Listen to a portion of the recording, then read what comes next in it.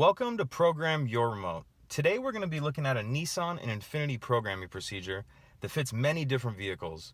If you're unsure what procedure your vehicle takes, you can visit our website, programyourremote.com. Also, in the description box below, you'll find the step-by-step instructions we're about to go over.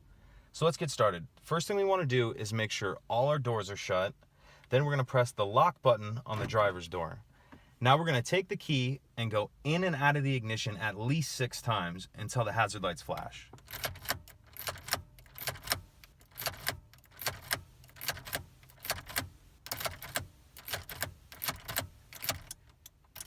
Hazard lights flashed. Now we're going to turn the ignition to the accessory position. Now press any button on the remote. Hazard lights flashed, indicating this remote has now been programmed.